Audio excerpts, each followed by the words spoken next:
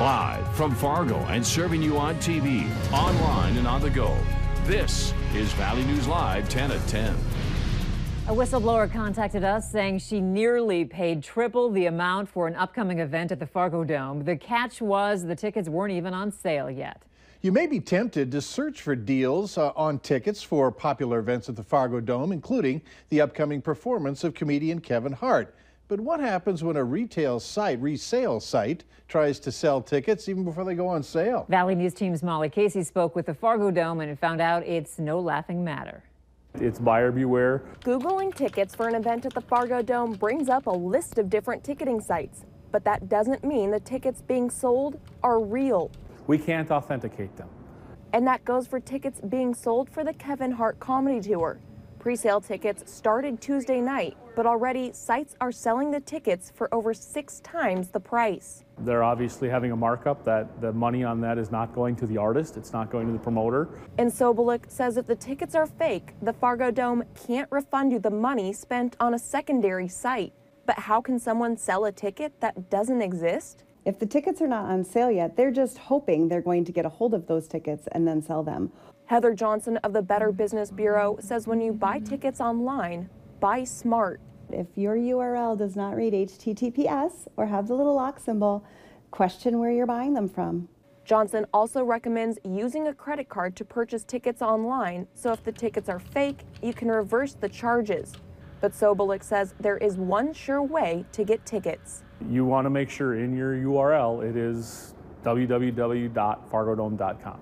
From Fargo, Molly Casey, Valley News Live. Public ticket sales for the Kevin Hart comedy show will begin Friday morning at 9 a.m. and you can purchase the tickets at the Fargo Dome ticket office or online. As we mentioned, this story came to us via our whistleblower hotline. If you need help with a serious issue in your community, call 237-6576 and leave your tip. We'll do our best to get to the bottom of it. A 5-year-old boy is dead after a tree fell on him in his own backyard. Authorities say the child was playing on a hammock with other children outside his home in Big Lake Township. That's just southeast of St. Cloud, Minnesota. That's when a 7-foot tree fell and hit him on the head. The boy was pronounced dead at the scene. The sheriff says this was a freak accident that led to a tragic loss of a young man's life. A problem that first reared its head in southern states has made its way to North Dakota. Federal and state agencies are working to combat dicamba drift. Now, this is a problem affecting farmers around the country and killing their crops. Valley News Team's Clint DeRose has more on the hotly debated chemical. Recently, genetic modification has let farmers use the chemical dicamba on soybeans, which are usually sensitive to the weed killer. Farmers use this product because they were looking to improve their weed control. And by all accounts, they accomplished that objective. Unfortunately, the miracle herbicide has come at a high cost. Farmers here in North Dakota have been reporting dicamba drift, an issue where the chemical is carried by the wind from one farm to another. If the farm that dicamba drifts to doesn't have the genetically modified plants, it could damage the crops or even kill them outright. We were hoping for the best, that we wouldn't have those issues up here, but there was clearly a lot of reported damage around North Dakota. In a survey done by the North Dakota Department of Agriculture, 207 out of 215 respondents reported dicamba damage to their soybeans.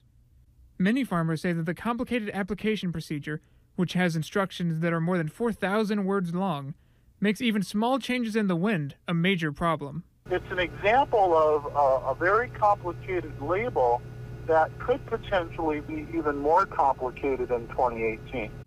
In response to the concerns raised by farmers, the EPA and the North Dakota Department of Agriculture are stepping up regulations on the herbicide, measures that officials hope will protect farmers next year from what rides in on the wind. In Fargo, Clint DeRose, Valley News Live. The North Dakota Department of Agriculture says that they hope to have a proposal on the new dicamba laws ready in early November.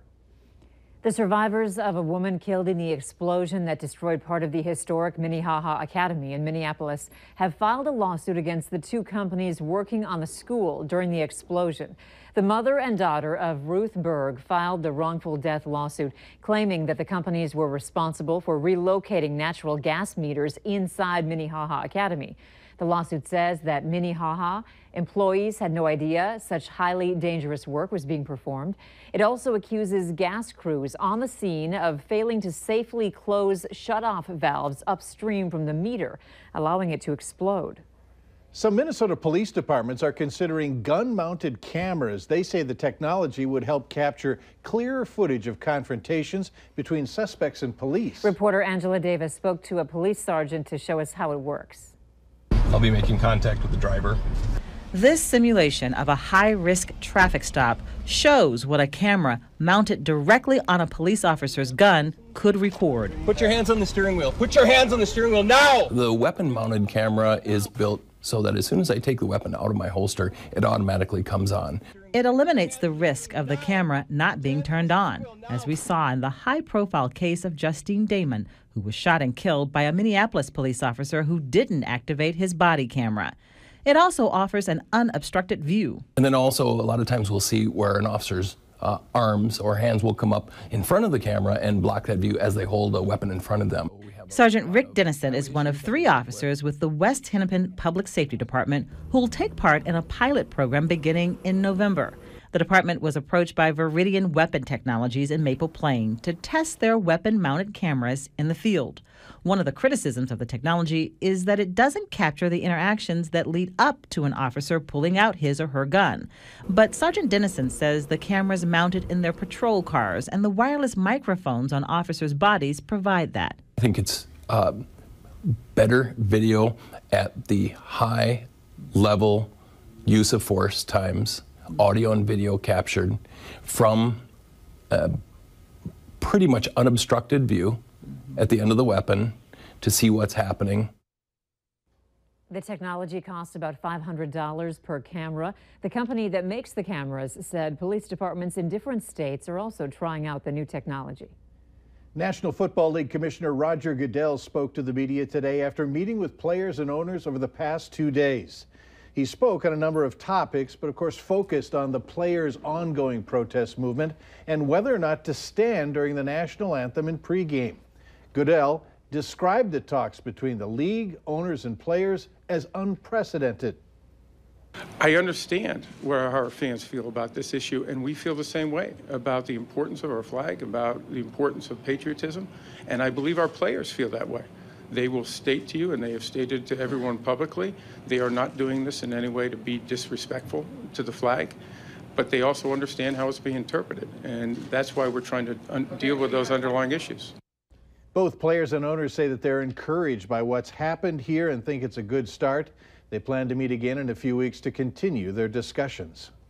An area nonprofit is asking for your help. If they don't get more volunteers, they say they'll have to shut down. Jazzy Mumbo's thrift shop in Dilworth raises money to help pet owners who cannot afford to pay for various pet expenses. The owner says they have very few volunteers and often they don't show up. It's not for me, it is for the community and their pets. So if we're not open, we don't make the money and we'll have to close. So, and I just renewed the lease, so I have a year. If I don't make it, it comes out of my paycheck to pay that rent and all the bills. So, and I live paycheck to paycheck myself. Cohen says anyone can help out with the thrift store anytime and any day of the week. In fact, you can bring your kids or friendly pets along too. She says just stop by.